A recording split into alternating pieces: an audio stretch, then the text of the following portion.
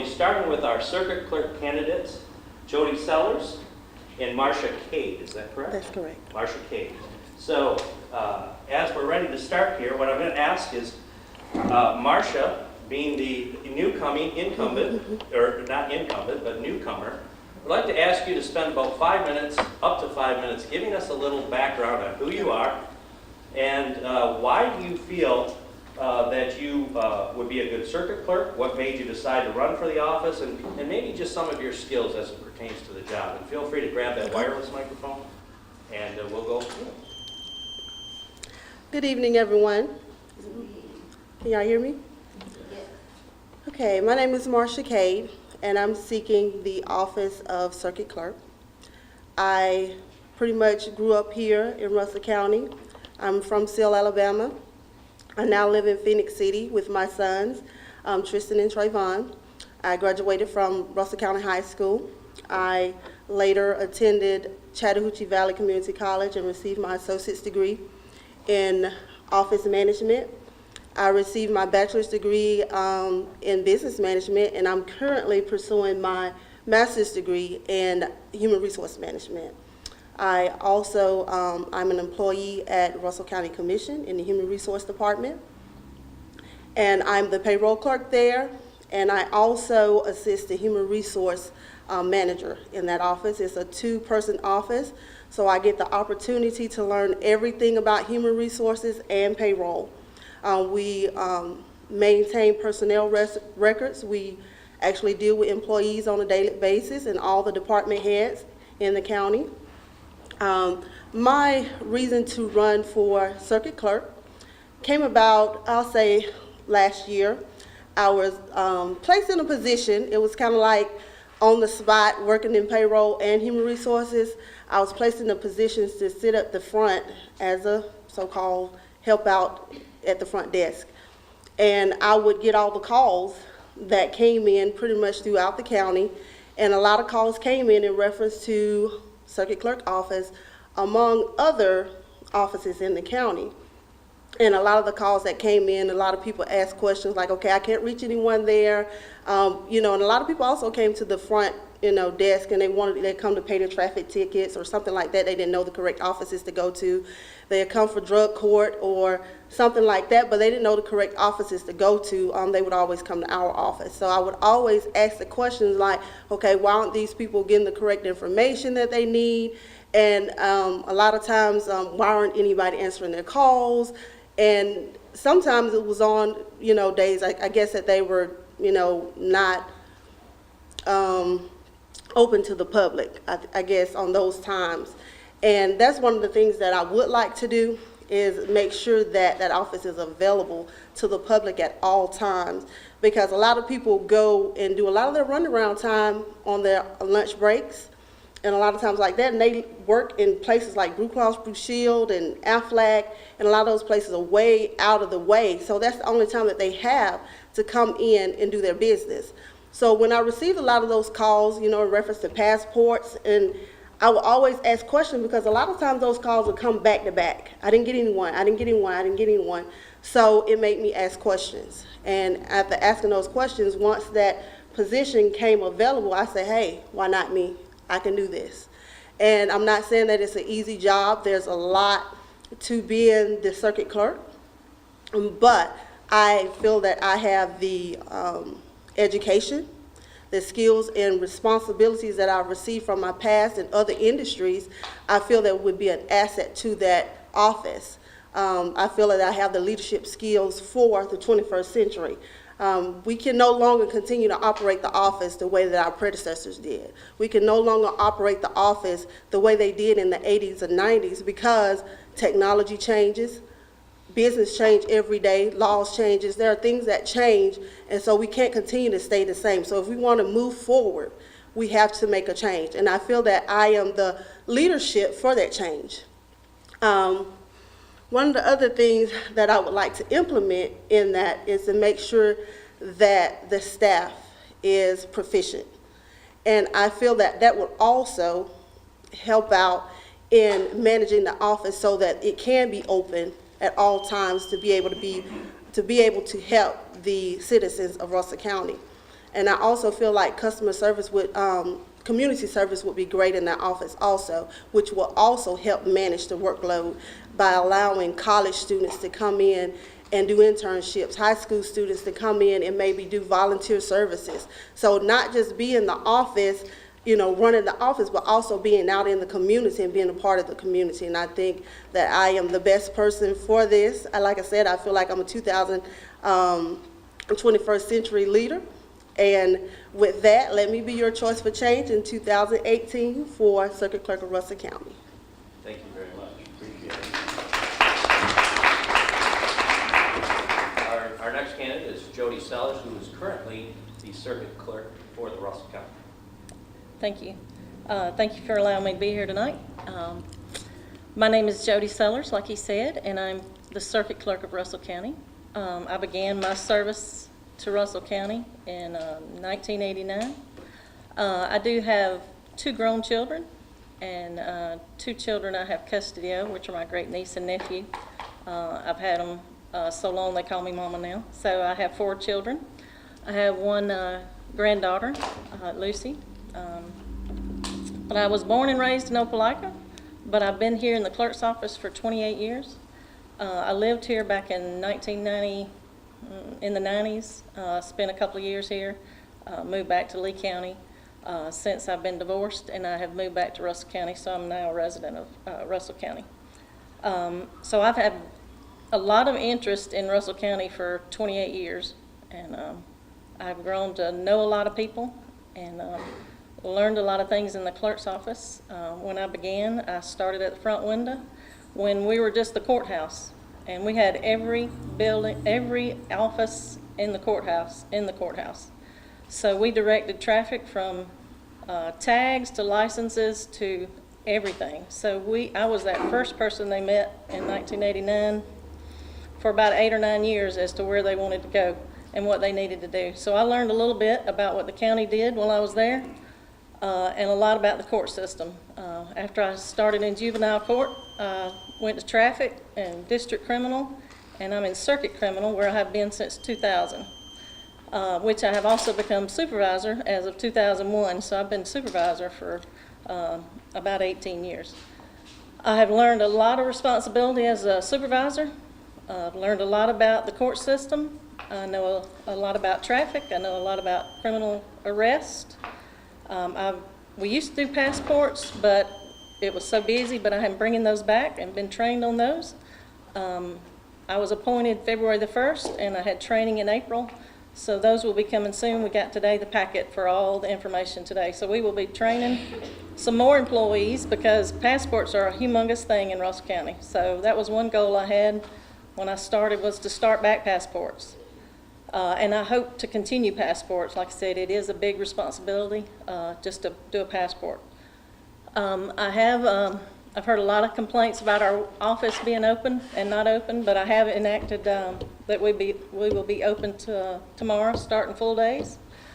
And the reason was because of that. In 2008, when the state was broke, they laid off 6 out of 15 of our employees. And back in the day, we were doing paperwork. Because when I started, we were doing typewriter and carbon copy. And I've watched it progress. So I know a little bit about how we started and where we ended up. And we are in the age of technology, and Russell County does lead the state in technology with Alicord, which is one of our systems, which I also helped develop a little bit, and they got the clerk side of it, which was our side of it. So as Ms. Coulter was the clerk, we had a lot of input on our e-filing system, which is what we use today, because we are supposed to be totally paperless. But, you're never out of paper. But all of our stuff, all of our paperwork and documents are electronically filed, and it's our responsibility to make sure they're there. So me as a clerk know the responsibility of the court system. You can't just bring in people that don't know the system to do your work. You don't want somebody handling your divorce that has no idea, handling your child support, handling your ticket that has no idea, because everything that goes out of that office has my name on it. And I'm responsible for it when it goes out and when it comes back in. So it's a huge responsibility. We are state employees, and we are paid by the state. And I do have 4 temporary employees that all retired, that came back to work for part-time. So we do pay some temporary employees. We have over 50 investment accounts with the state from people in Russell County that have money that mature when they're at 19. So I'm in control of all that money with the bank. So not only do we have lots of money coming through our system with tickets and fines and divorces and civil suits, but we're entrusted with other people's money that the court orders us to take care of it. So it's a big responsibility, and I believe I'm the one that can do it. I've been doing it for 28 years, and I learn something new every day. When you think you've learned a lot, there's still a lot more out there, and I'm willing to move forward and be the clerk that I know I can be. And we still have a great bunch of staff. I think I have 8 employees now, so they do a lot of work, and it helps that we're paperless, and they do the best they can, and I just appreciate your support and your vote on June the 5th. Thank you very much. All right. Sellers only have to hold on to the microphone for this first question, okay? Okay. Candidate will have 3 minutes to answer, up to 3 minutes to answer the question, and then we'll have a 1-minute response from the opponent. What changes, if any, do you think need to be implemented in the clerk's office? Well, the first change was the passports, and I have done that.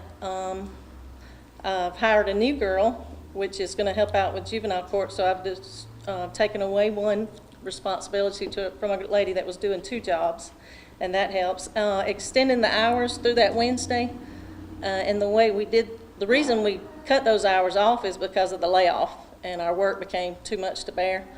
But I've noticed it within the last couple of years that, you know, we keep things current. So as clerk, that was one of my responsibilities, but I was scared to do it and didn't want my employees mad at me. But I believe it's the best interest of the clerk's office to extend those hours and passports. And I will still be doing the same job I did before I was appointed clerk. So other than there's not a whole lot to change because it already runs efficient. And I have the ladies that already know how to do it, doing it already. So there's not a whole lot to change at this point. Ms. Kate, would you like a 1-minute response to add to or say anything that you'd like to from that point of view? I just want to say, when I started out, those were a lot of my concerns. The passport, the availability, and like I said, customer service, premier customer service, having the employees to be more proficient in their daily duties so that the office can be managed to be open during those hours. Those were eventually, like I said, some of the things that I brought to the forefront that I've, figured need to be done in that office. I think there's always room for improvement in any office.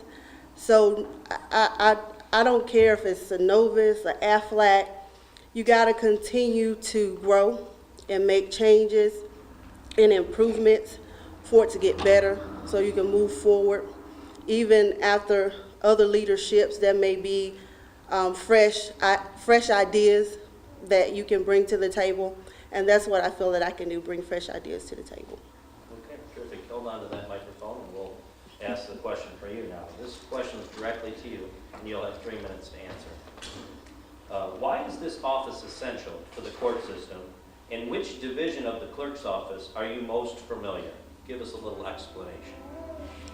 Well, as far as the court, Lord knows I've never had to go to court, so I'm not too much familiar with a lot of the things. I have outside experiences, like I said, that I feel that would be an asset to the office. I bring a broad perspective of professions to the office. I have human resource skills. The circuit clerk, actually, they are personnel managers. I have training experience. That there are staff that needs to be trained in there. I bring accounting experience. I also bring customer service experience. So there's a wealth of experience and knowledge that I can actually bring to the office. When you're on the outside looking in and you come into an office, it alleviates conflicts of interest. And it also challenges the status quo. It challenges the way things have always been done. Great. Ms. Sellers, you have a 1-minute opportunity to add to that. Can you repeat the question again? Sure. Why is the office essential to the court system, and which division of the clerk's office are you most familiar? Why are we important? Well, we're that person you meet when you need something for the court system. We're that direct line to the judges. They bring it to us, and we send it to the judges. So we're that vital importance. And we take what's brought to us, and we file it in a timely manner, and then the judge gets it, and we wait on his return. Also, when he does the order, we're the ones sending it out so efficiently, so they know what's going on in their court system. The one I'm most familiar with is a circuit criminal, of course, and I've been doing it for 18 years. I have issued warrants. I've issued, transcripts sending folks to prison.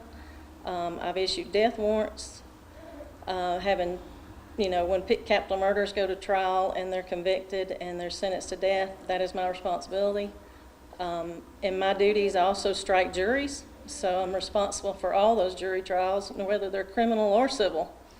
So my job is very important and is I wouldn't say the center of the court system, but we do a lot. There's other centers of the court system other than criminal, which involve people's lives, like juvenile court and divorces and custody that are very important to the residents of Russell County. Wonderful. Hold on to the microphone. Thank you. This is now your direct question, and you have 3 minutes to respond. This is on the topic of civil court. Explain the basic difference between circuit civil and district civil and small claims. All 3 involve money. The smallest would be small claims. An individual can come in and get our packet that we have worked up, and we try not to give much legal advice, but we give it as much as we can, and they fill it out and pay the filing fee. And small claims has just moved up to $6,000, so they can file a suit against anybody for any reason for $6,000, up to $6,000. The next would be district civil, where they can also come in on their own and file a district civil complaint, but we cannot give them a packet, and it goes up to $10,000. But they have the right to hire an attorney at that level because it involves so much money. Circuit civil is the highest level. It's anything over 10, or they're not asking for anything. They're asking for damages, or they're asking for a jury to decide, and those require an attorney because you're dealing with people's lives and people's money at a big expense. And again, all of that can be electronically filed through our system, and they can pay with a credit card or online through the system. Terrific. Ms. Kate, if you would like to add anything to that, you have 1 minute. I think she pretty much explained it pretty well, and there's not too much more that I can add to it. Okay, super. And the question will now come directly to you for a 3-minute response. Criminal court. What is the difference between circuit criminal and district criminal? Well, I'm just going to be honest with you. I'm not privy to that information because I haven't worked in there as much. Worked in that office. In human resources, actually, we are exposed to a lot of laws in relations to employees and that type of information. So I'm not too much privy to the difference between the criminal side and the district side and all that. Yeah. Fair enough. Ms. Sellers, would you like to respond? Yes, thank you.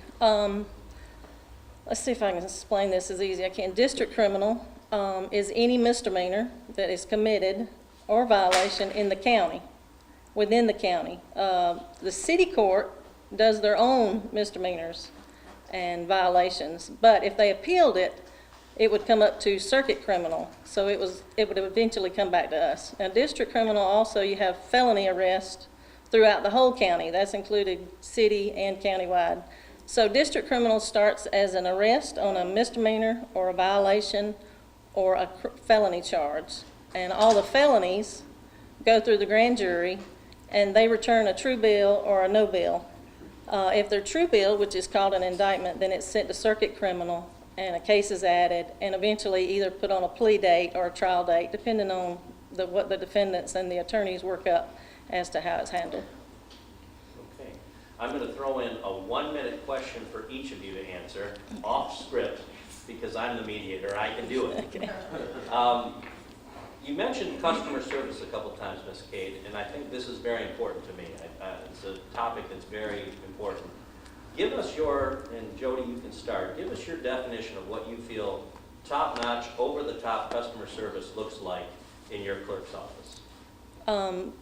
Our customer service would be those that come to our window needing our service, that we would direct them the best we can, as much as the law allows, and giving them a little bit of advice on their problem, like how to contact the judge and how to pay their fine or how not to pay their fine.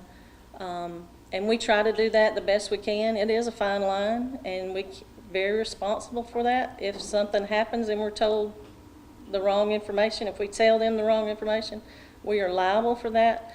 But we do try to, and a lot of people come to our window very upset. So we deal with those on a first-hand basis, and we try our best to keep them calm and let them know what we know and to help them the best we can as they come up. We do get a lot of county questions, and of course we have to refer them down there. But since they redid the court, our judicial building, we don't have near as much public because the deputy stops them at the front door. So it has cut down a lot of our just everyday traffic. Wonderful. Thank you. Ms. Kate, would you like to respond to the same question? What do you see as over-the-top customer service that you would like to implement? Over-the-top customer service, I feel like being available as one, like I said earlier, being available to the public during the hours that they need assistance. Also, like I said, the phone calls, being available, answering the phones. I understand that there's 2 lines, but where I work at and stuff, everybody mans the phones. So that's very important. And also, not just in the office, but the internet, the website, that also can give customer service to the public because it can offer information that they need, and that needs to be up to date. That needs to be very informative within the confines of the law. Great. Now, I'd like you to hold on to that microphone, and I want to give you a 3-minute opportunity to recap what you talked about tonight, or basically wrap up what you'd like to tell the folks here tonight. Okay, I just wanted to say that actually change is good. Change is good. Good leadership is good. Also, good government is good. And that's what I want to project to the people, that it is very important. And like I said, the office, there are so many duties in that office, and I feel like I have the skills and the abilities and the education and to be the leader that the office needs. Like I said, the 21st century leader. I feel that I've received the foundations in accounting and banking and a lot of the areas of responsibilities to be that person to project what is needed in our office. Thank you very much. Same opportunity for you, Ms. Sullivan. Thank you. I would just like to stress that I am the most qualified for my years of service. My degree is in circuit clerk's office, and I've worked hard. I've learned as much as I can, as they would let me, and as clerk, I'm still learning more, and I plan to learn more. My office runs smoothly, and we do the best we can with the short of employees as we have. Thank goodness for the new age and the electronic filing and being paperless. That's helped us tremendously. I have only been clerk since February the 1st, so I am learning as being a boss. Of course, I was a supervisor, but I'm now the boss, and still learning on how to be the boss, and I'm trying my best to be the best boss I can, and open more to the public. I've never missed a call yet. I do want to tell you that the phones are run by the county. So if we have a problem with the phones, we have to wait for the phones to get fixed, and we had some today. So, and that's an everyday occurrence, or every week. So it's not all us. My office is partially owned by the county and regulated by the state. So there's only so much a clerk can do other than public service. So everything we do is regulated by somebody else, but I do the best I can. I'm open to any suggestions, like I've been since February and before then, because I was an integral part of running that office before Ms. Coulter left. And I knew a lot of things, and a lot of people came to me because they knew I'd get it done. So I would just appreciate you taking into consideration experience, and vote for me on June the 5th. Thank you. Let's show our appreciation. Okay, thank you to the circuit clerk candidates for taking the time to come out and let us get to know you. Greatly appreciate that. The next three candidates are all vying for probate judge, and we are going to start with Chesponica Florence Moore, and ladies first. So again, you'll have 5 minutes to introduce yourself. You'll be followed by Calvin Calvo Smith, and we will finish up with the current judge, Alfred Hardin Jr. So, Ms. Moore. Yes, sir. Good afternoon. Want to first thank our sponsors for allowing us this opportunity to come and share information as well as meet more candidates within our community. As mentioned, my name is Chesponica Florence Moore. In 1989, I graduated in the top 10% of Central High School. Had the opportunity then to go to Fort Dix, New Jersey, in Patterson, New Jersey, and graduate from basic training. I then had the opportunity to go to Fort Sam Houston in San Antonio, Texas, to become a phlebotomist or laboratory technician. Then I had the opportunity to return to Phenix City, Alabama, operating and working at Fort Benning and in the United States Army Reserves. My travels then led me to Fort Meade, Maryland, right outside of Baltimore. At that time, I got the opportunity to get a taste of the Mecca, the university, Howard University in Washington, D.C. Taking the opportunity to educate myself and become a graduate with a degree in biology and chemistry. I graduated and worked for American Pharmaceutical Association as a research pharmacist. Though I hated that job, it was absolutely not what I wanted to do. I couldn't find any joy in that. So I relied on what I knew best, which was being a professional student. I then decided that it would be great for me to become a doctor of pharmacy, and I then chose to seek enrollment in Auburn University. When doing so, life happened. I had a brother, an only brother, that was getting ready to enter into his senior year at Central High School, had 44 Division I and II scholarship opportunities and could not accept one because he had not passed then the Alabama High School graduation exam. So in talking with my family, I'm a huge family person, and talking with others, I was offered the opportunity to become a science teacher at my alma mater, Central High School. I took advantage of that, and here I am 25 years later, nearly 25 years later, still serving others in the community. As a lifelong educator, I've learned that the opportunities that citizens and people within our communities are afforded all are embedded in the education that they have.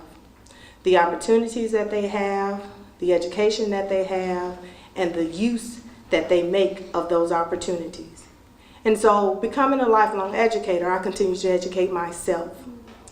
In educating myself, I became knowledgeable of the voting process, becoming a very qualified and bona fide citizen within our community, and realized that I have an impact. I have an opportunity to serve others, and I have that just cause. Taking the opportunity to be a leader in several schools and visiting and working with so many people in the community, I was then invited on one evening to consider running for probate judge. That is why I sit here, to continue to be service to everyone involved, to continue to educate our citizens on the roles and responsibilities that we have to continue to make better our environment, our society, and our community. I take it not lightly that service is important. Once I relocated to the area, I became extremely involved in our community. I am a face of our community. I'm actively trying to make sure that all of our citizens are engaged. And in doing so, that afforded me the opportunity to be impacted by the probate judge's office. That is why I am seeking this election. That is why I am making myself available to ridicule, to scrutiny, as well as to judgment. I want to continue to be of service to my community. I want to continue to bring the great service and the importance of the roles that the probate office impact on a daily basis. Again, I'm just Monica Florence Moore, and that is why I am here. That is why I'm seeking the election, and that is why I want to continue to do better for my community, the community of Russell County. Thank you. Mr. Smith, you're next. Good evening, everybody. My name is Kelvin Smith. Those who know me affectionately know me as Kelbo. I grew up in the Mount Olive subdivision off of Highway 165, going to school in St. Joseph, Mount Olive, graduating from Pacelli High School, going to Alabama State University, receiving my bachelor's, coming back here, Troy University, receiving my master's. A little bit more about me and my family. I'm married to the beautiful Makita Smith. We've been together 22 years, been married 20 years. So I went in front of God 20 years ago, so that tells you I'm a committed man, because I'm with the same woman. And we have 6 children from that union. We have my son Samaj, who's a sophomore at Alabama State University right now. My son Kevon, who's a senior at Central High School. He'll be going to UAB this fall. I have a 6th grader, Mark Anthony, and we have 6-year-old triplets, Mia, Kayla, and Gavin. And so that's about me, my children, and my family. So I'm running for Russell County probate judge because I'll tell you why I'm running later. My platform is registration, education, and mobilization. Ladies and gentlemen, we have to get our citizens of Russell County registered to vote. Once we get them registered to vote, we have to educate them. Once we educate them, because an educated citizen is an informed citizen. Once we educate them and let them know what some of these bills mean that we have on the ballots, because if some of you are like me, I know you've seen a bill on the ballot and you didn't know what it meant, right? Did you know what you were voting for really on all those bills? No. So we would get all the lawyers and judges in here to explain some of that stuff. So we'll educate our voters. Then, like I said, an educated voter is an informed voter. After that, we have to get the voters to the poll, educated voters to the polls. How we get them to the polls? Well, we need to get our churches involved. And not only our churches, but our civic organizations around here. At least every church has it. At least all of our churches have at least one church van. So we need to get our citizens to the polls to vote. My slogan is of the people, for the people, by the people. Like I said, I'm a lifelong resident of Russell County. I've been here for 40-some years, only leaving here to go to school and come back home. For the people, as once I get elected to this position, if there's an issue that you have, and if I can help solve it from my position as Russell County probate judge, well, bring it to me, and we'll handle that issue and get it resolved if it's within my office and the power of my office. However, the only way I can get in that office is by you, by the people. So of the people, for the people, and by the people. And now, why am I getting into this race? Why am I doing this? Well, I've always talked about it. I always talked to my brother about it. I lost my brother last year, July 3rd. My mother has always been a poll watcher for as long as I can remember. Judge Harden has some of the classes and all of that. You know, the people have to come and, learn things to be poll watchers. I look at some of my leaders in the African American community, even though I'm here to be probate judge for the entire county of Russell County. I came up under Mr. Alfonso Johnson. He's dead and gone. I came up under Mr. Foley Probate. He's dead and gone. And I see people here now in my community. I'm 40-some years old. The people in my age group between 35 and 50, they're not standing up in my community. And so I'm one of those people that's willing to stand up in the community and be that voice out there for them, for everybody. Ladies and gentlemen, some of the things I hope we could do is make this office mobile. We need satellite locations, at least 2, for people that live down in Hurtsboro, Rutherford, Cotton, Persons, all down in that area, even all the way out past Crawford.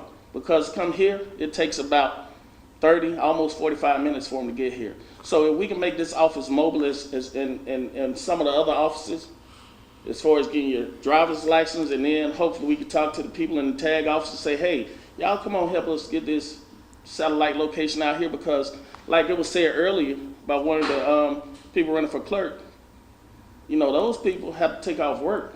You know, you've seen those lines down there sometimes. You know, it might not be so bad in the driver's license office, but in the tag office it's bad. So let's get a satellite location. I asked for your vote on June 5th for a probate judge. My name is Kelvin Smith. And ladies and gentlemen, once again, I ask for your vote. Thank you.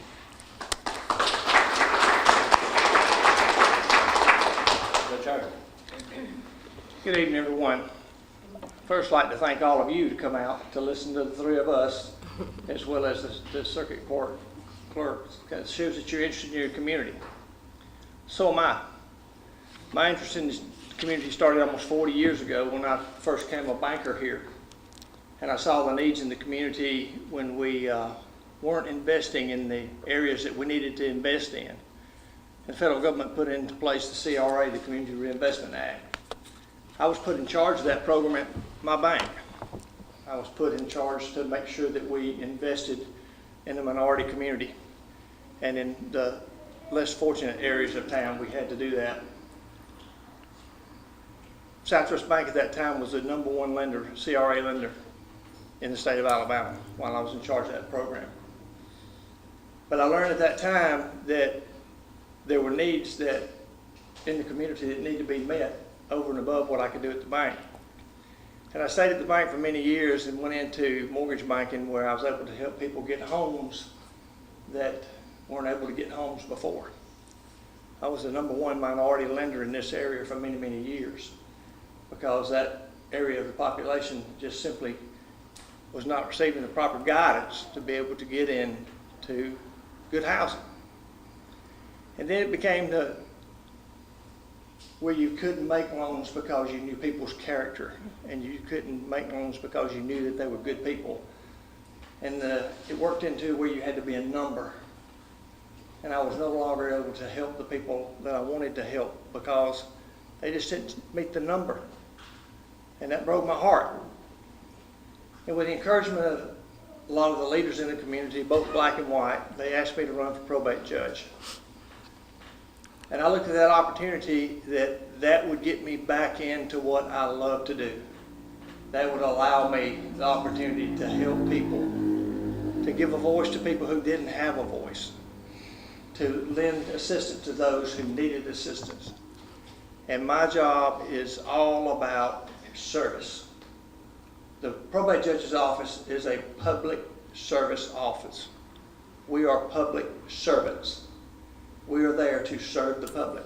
We ask one question in my office, and that's the only question we ask is, how can we help you? And then we set our task to help you. I have 11 and a half years of service to the community as probate judge. During that time, when I first took over as probate judge, and you realtors will appreciate this, we were 7 months behind on recordings. We now are current every day, in by 11, out by 4. You're not to have to worry about that your mortgage or your deed was recorded, because it's recorded every day. I've been fortunate to be able to save the county $251,000 in 11 years. That's because I watch what we spend, not my money, it's the taxpayers' money. I'm diligent in what I do in my office, but most importantly, my love for service is the most important thing that I do. I help families every day. I help heartbroken families when they've lost loved ones. I help bring families together through adoptions. I help with families who mama or dad can no longer take care of themselves with guardianships. Every day of my life for the last 11 and a half years has been dedicated and committed to the citizens of Russell County. I have been proven under fire that I can do the best job for the citizens. If you ask me, I may not can please you, but I can dang sure try. And I'm known for trying. I'm known for giving it that extra effort. I will always do that for the citizens of Russell County. I've been known to go out of my house at 2:30 in the morning to meet with the police department, the sheriff's department to take care of a mentally ill person. I've left my daughter's functions at her high school to go take care of that because my commitment takes first place when it comes to those families. I think I've proven myself. I have the best staff in this state. I have the best chief clerk in this state. And we have proven that we can take care of the citizens of Russell County. For that, I'm very proud, very proud. Thank you for coming out tonight.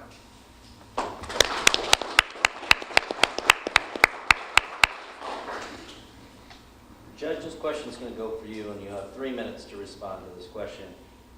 If for some reason I asked the question wrong, please feel free to correct me, okay? The probate office is responsible for the recording of various documents. What are the 3 types of deeds based on the warranty of title? Briefly explain the differences. Well, first of all, you have a warranty deed. And a warranty deed is just where you exchange title from one person to another. And then you have a quitclaim deed, which is a deed where you do it and the succession is right there. Warranty deed will serve the normal purposes of a business transaction. A quitclaim deed is normally used in residential transaction. And then you have what is called a survivorship deed. That's we use it in a residential transaction, and it's when one person dies, it automatically transfers to the other one upon death. That's usually used when you have a husband and wife in a transaction, and at the death, it's very important that that happen because at the death, then the property does not go into the probate process. All 3 of them work. It just depends on what the need is at that time for the individual or the entity is which one they choose. And they should really seek legal guidance when they pick one of the 3. I would highly recommend to anyone who has a piece of residential property and it's a husband and wife deal that it is a deed where it's a survivorship deed. It goes to them and transfers outside of probate.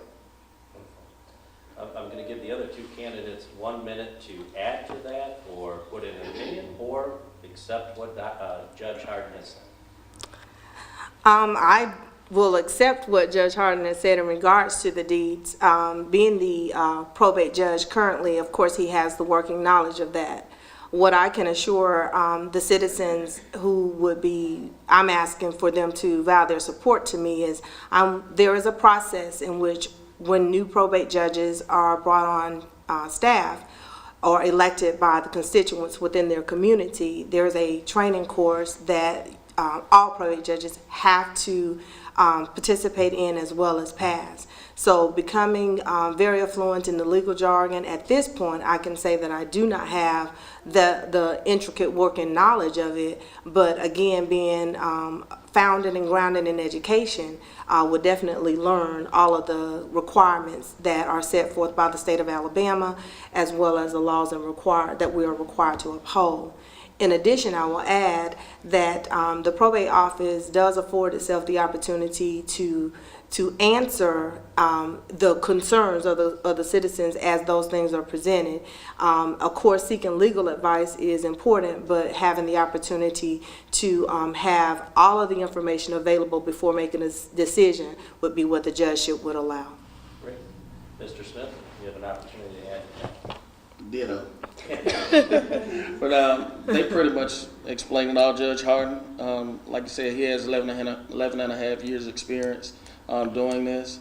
And just Monica just explained that coming in as a new probate judge, you have those courses that you attend, that you would go to, and right now we're all qualified. Well, Judge Harden is qualified and certified, but in the event that I win this election, I'll be certified once I go to those courses.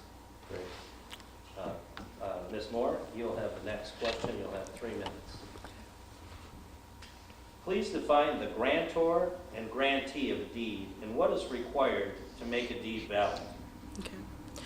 The grantor and grantee of a deed, of course, in common terms would be very similar to a lender and a lendee. In terms of the grantor being that person that is officiating or operating within the realms of the deed, and then of course the grantee would be that person that would be on the receiving end of such. The recording of, did you say the recording of the deed? What's required What's to required? make a deed valid? To make the deed valid. Of course, the requirement is, of course, that it does bear the signature of both the grantor and the grantee. It is witnessed as well as dated, and it is recorded within the records of the probate office. Great. Ask you to pass the microphone to Mr. Smith. Okay. If you'd like to add anything to that, you have 1 minute. I have nothing to add. Okay, and Judge Harden, if you'd like to also add, you have a minute to respond. Well, first of all, the grantor is the one giving, and the grantee is the one receiving, as just Monica said. But there's a couple things I'd like to add. First of all, it must have on it who prepared the deed. It must be duly notarized and witnessed, and it only bears the signature of the grantor. Grantee does not sign the document. Okay, thank you. And the last question then for this segment is going to go to Jasponik. I believe you have not had your 3-minute response yet. I just You responded just to won. them. Yes, sir. All right, I mixed up the order there. That's okay. Okay, Kelvin, Yes. please tell us the purpose of recording a deed. What's the primary purpose of a mortgage? The purpose of recording the deed and the primary purpose of a mortgage. The purpose of recording the deed is to have it on record just in case there's a dispute about something between, if it's a lender or a family member or whoever. So you have to put it on the docket or record it so that it's known to the public, because it's now really public knowledge. And the purpose of a mortgage, a mortgage, just to my knowledge now, a mortgage is something that you're paying into.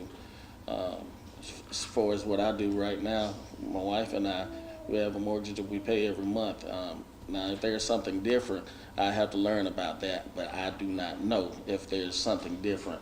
But the recording of the deed, you must record it so it'll be put on the docket and it'll be known as public knowledge. So if anybody needs to go by and if there's a dispute of some sort and you have to go to court or whatever it may be, it will be known. They can go and look it up, and it's filed as in whatever book, whatever page, or whatever section, to my knowledge. But I may learn differently after Judge Harden comes through and gives us his infinite knowledge. Well, and I'd actually ask you to pass the microphone to Judge Harden, and you have the first opportunity to respond. Well, the purpose of the deed is to record the transfer of ownership from one entity to the other. And that's very important because when that transfer takes place and a title search is being done, you have to track that chain of title all the way down for the last 50 years. That's what thing's really important about the probate judge's office, is because we keep those records. We have those records back to 1835 when Martin Van Buren first brought the Indian lands and deeded them over to the white settlers at that time. It transfers the ownership, it shows the record of ownership, and it tracks that chain of title. The mortgage, the purpose of the mortgage is to show the public, when someone is tracking that title, that there's money owed on that property. So they don't transfer that to another entity and not be able to inform that entity that there's money owed on it, or that lien has to be satisfied at the time it's transferred. I would ask just Monica if you'd like to add anything to that. 1 minute. Okay. The only thing that I would add in terms of the record keeping, of course, it's very essential to the citizens within the community to have a chain or a link showing the ownership of property. We do know of such situations regarding air property or property that becomes embattled in non-established wills or things of that nature. So you have to have a chain of record, and that record, of course, is officially held within the probate's office. In addition, when you have, of course, a mortgage that is, of course, owed to a lender, then, of course, having the proper notation of that is essential, but also realizing that there are certain transfers of mortgages as well as transfers of responsibility to the to other persons within the community, other banks, other entities. So it's important to keep that chain of record. As the judge noted, the probate office by law, by probate code of the Alabama code, does require that you have a chain of record and of deeds that are properly recorded. Great. I'd ask that you pass the microphone over to Mr. Smith, and we'll do these 3 questions in reverse order. Mr. Smith, as part of your job, you may be required to preside over an adoption hearing. What factors might affect your decision to grant or not to grant an adoption? Well, first of all, being a father, I know that I would want to, first of all, being a father, I would want a child to go into a nurturing situation. Some of the things that I would have to do, first I think you'll have to investigate who's trying to adopt that child. There's some type of investigation that needs to go on. You need to know their background, some of their history and background, and just putting a child in a loving, nurturing situation where they will grow up to be productive citizens of society. Now, there may be a number of things that go on, but I would listen to that, listen to the mother and father or whoever it is that's trying to adopt this child, listen to their plea. But like I said, the background, the investigation of their background, some history about them, that's some of the most important things right there that I think we'll have to go into it. There may be other things involved. I know there's probably money involved, but just investigating it, hearing their plea to me as probate judge, why they want to adopt this child, and then me seeing that, hey, is this the best thing for this child to go into this situation or not? Because I want them to go into a nurturing household where they will, like I said, grow up to be a productive citizen of society. Thank you, Mr. Smith. Ms. Moore, would you please respond? Yes, ma'am. As the probate judge ruling in an adoption situation, it would not be my responsibility to investigate the persons that are seeking the adoption. However, it would be my responsibility to hear the actual claim for adoption. It's always, of course, most important to try to unite and keep families together. In addition, when there is a situation where there is no directly linked family member, of course, we do have to make determinations based upon those persons that have a vested interest in providing, as Mr. Smith referred, a nurturing and fruitful environment for the person that would be up for adoption. So it's important to make sure that the means are there, the opportunity is there, as well as ensure that there are no underlying circumstances that will prevent that child from growing in a productive environment, because the persons that are seeking to adopt are, of course, taking on a very important role of providing a future for that young person. Thank you. Judge Hardy, 1 minute. I'm really proud that y'all brought this up because it's the best part of my job. It's the part I love most. We've done over 400 adoptions since I've been the probate judge. There are a lot that goes into it. There actually is an investigation done. It's done by DHR, and it's presented to you in a report. In some cases, they don't report. If it's a step-parent adoption, they do not report. If it's a grandparent adoption, they do not report because you have consent from one parent or the other, or you have the grandparents are willing to step into the parental role. It's a hard decision when you're looking at a child and you're looking at their lifetime. This decision that you make and placing them in that home, you are making a lifetime decision for them. So it's one you can't get wrong. It's one that you think about and you pray about, and you hope to goodness that you've got all the information that you need. Fortunately, in my tenure, I seem to have made all the right decisions because I've never been overturned on an appeal on an adoption. Great, thank you. Ms. Moore, this next question goes directly to you, and you'll have 3 minutes to respond. This particular question actually has 3 parts to it. What's the benefit of a will? How old does someone need to be to file a will? And up to how many years after someone is deceased should a will be probated?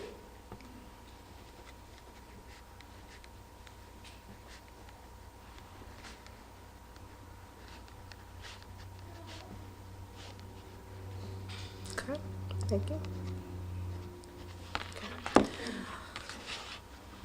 The number one benefit of a will, of course, is to execute the ownership of the properties or estate as well as assets of the individual that has indeed passed away.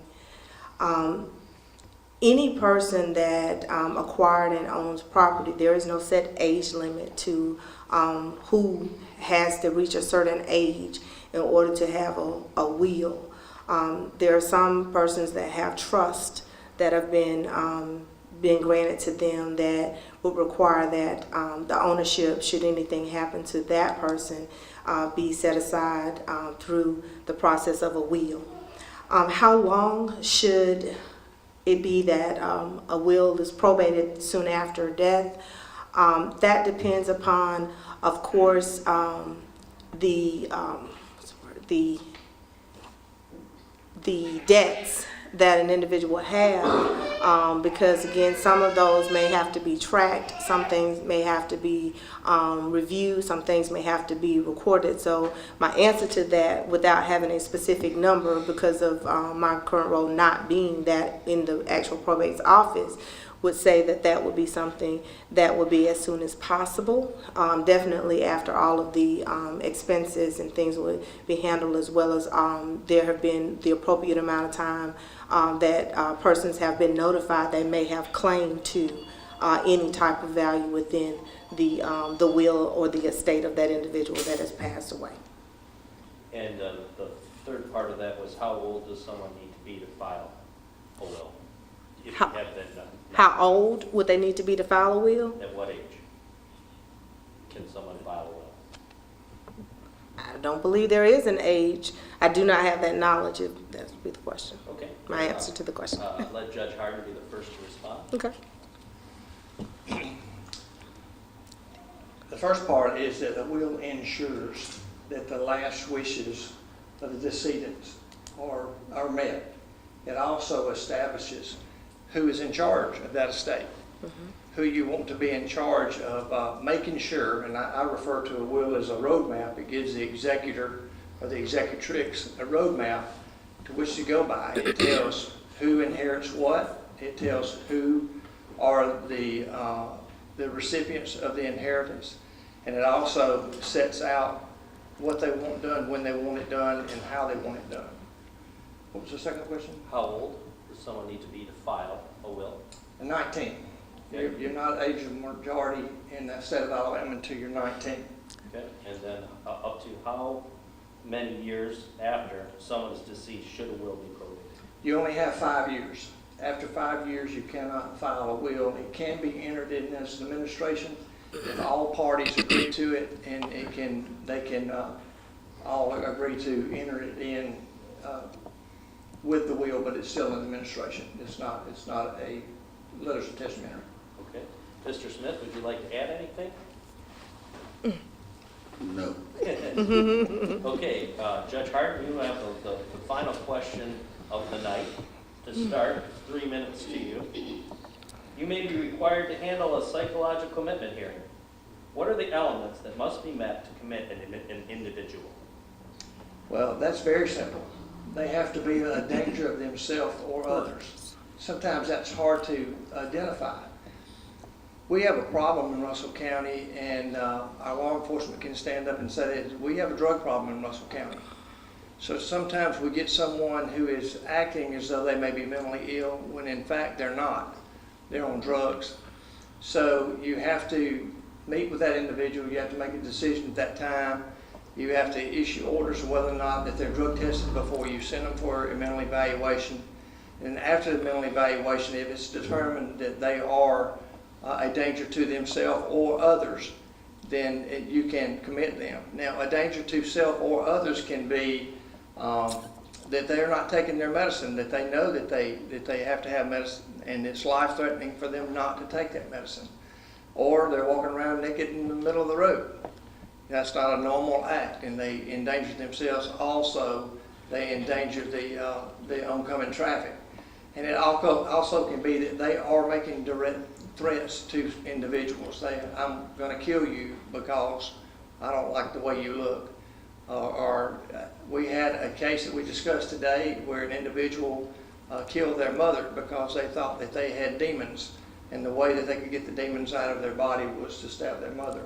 So that person was ultimately found mentally insane and went to Taylor Hardin. Okay. Mr. Smith, you have the first opportunity to respond or add. Just like a preacher preaching on a Sunday, and I would dare not come behind the preacher and preach another sermon. So Judge Hardin is the elder statesman right here on that subject, so I won't come behind him on that because he knows. Okay, thank you. Ms. Moore? I was going to just agree with what Judge Hardin said in regards to being a threat or harm to themselves as well as others, as well as ensuring that there is indeed something diagnosed by an appropriate physician that identifies the cause, because we do have a drug situation. We have a lot of different mental challenges as well, and it becomes very scrutinous to be able to determine what exactly it is, and there are professionals that would aid in that response. Very similar to when I referenced the response to an investigation. As the probate judge, I myself would not be investigating the situation, but would have that investigation to be done. So again, there are specific entities and roles, and the probate judge has a responsibility of working with a lot of different entities, DHR, adoption agencies, lawyers, other judges, and other different entities within there. And so it has to be an opportunity for a lot of relationships to be had, as well as a lot of responsibilities and conversations to be entered into. Okay, and I'll have you hold on to the microphone. Yes, sir. You have 3 minutes now to wrap up and tell us why you feel you're the best candidate for probate judge. Okay, thank you. Again, as I shared with you earlier, service is indeed one of my major platforms. Organization is an additional strength that I possess. Being able to work and deal with individuals, understanding that relationships do indeed matter. Being visible, being accessible, as well as providing the opportunity to educate and grow a lot of the other constituents within the community are some primary strengths that I do possess. I am running for a probate judge for a reason that probably is maybe a little bit foreign to others, but again, it's simply because I want to continue the growth. I am not standing before you or anyone else and in any other opportunities that I had to speak in a forum to say that I am 100% dissatisfied with the things that are taking place in our current probate judge's office. But what I do recognize is there is an opportunity for modernization, there is an opportunity for growth, As the Chief Elections Officer, there is an opportunity for us to engage as many persons as possible within the voter process, as well as within taking a part and being members within the community where they're active and they actually utilize a citizenship. Did I have all of the answers here today? Absolutely not. I work every single day as a current educator. I work from beginning to end on my job, dedicating my time and energy to that. I do spend my afternoon hours researching, learning, communicating, listening, and involving myself, trying to get as many answers. Will I commit to the responsibilities of becoming the most efficient, the most proficient, and the most prolific probate judge possible? I say to you, yes. I want to be the voice that we need and the ear that we so rightly deserve. I'm asking you to vote for me, Jasponica Florence Moore, on June the 5th in the Democratic primary, and your support will be greatly appreciated as well as respected. Thank you.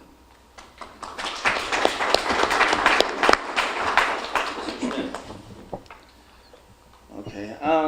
Once again, ladies and gentlemen, I am Kelvin Smith. I'm seeking the office of probate judge.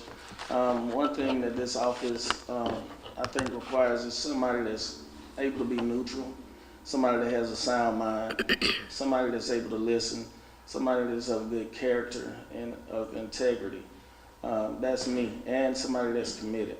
What I didn't tell you earlier is I am a deacon at Mount Olive Baptist Church, where I do serve at my church, and I've also served the community in several different ways. I'm presently the president of Omega Psi Phi Fraternity Incorporated, the local chapter here, the Lambda Mu chapter of Omega Psi Phi, and we're here to also serve the community.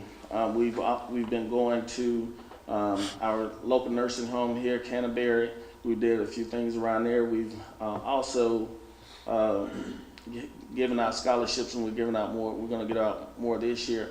Ladies and gentlemen, I just ask that you allow me to serve you.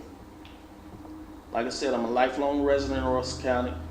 You hear Judge Harden, he has 11 and a half years experience. Yes, he was a banker before. Just Monica, she's an educator. I have education also. All three of us have education. He's been to the University of Alabama. She's been to Howard. I went to Alabama State. So we're all educated. Ladies and gentlemen, I just asked you to give me a chance to represent you in Russell County and serve you. And once I go to the classes, like I said, I'm qualified right now. All of us qualified. Judge Harden is qualified and certified. Once you elect me as your next probate judge, and I go to those classes and I pass those classes, then I will be qualified and certified as your next Russell County probate judge. I ask for your vote June 5th. Of the people, for the people, and by the people.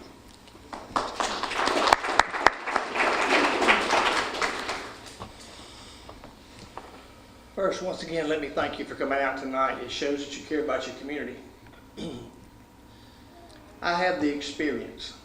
As you've heard tonight, I have 11 and a half years of experience. I don't have to go to school. I can just continue where I am now. I can continue helping the families of Russell County and the families of Phenix City, just like I have for the last 11 and a half years. We have an obligation as public servants to be there for the public, i.e. public servant. That's our obligation. What I bring to the table here is you don't have any downtime. You don't have the need to be educated. I'm already there. I've already got the education through the experience. And one thing I bring to the table that these two young people that I commend for wanting to seek public office is my 62 years of being on this planet. Because when that family sits in front of me and I hold their hand and I help them through a tough time, I've been there, I've done that. I did it as a banker when they needed a loan to just be able to make it, to put their children through college or whatever. I've been there, I've done that. I've been there when DHR brings me a child who is a drug baby, and I had to make a decision on where to send that baby, and yes, it was to make sure that that lifelong decision was the right decision. I've been there when the lawyers were complaining because we were 7 months behind on the recordings of deeds, and I got it down to 1 day. Now, you want to ask how my office runs? Come down there every day and ask one of the abstractors who work in multiple counties. Multiple counties. They search deeds and mortgages in multiple counties, and they will tell you the Russell County Probate Office is the best one they go to. I want to continue that service for Russell County, and I want to make us the best in the state. Thank you for coming tonight, and I appreciate it if you can support me on June 5th.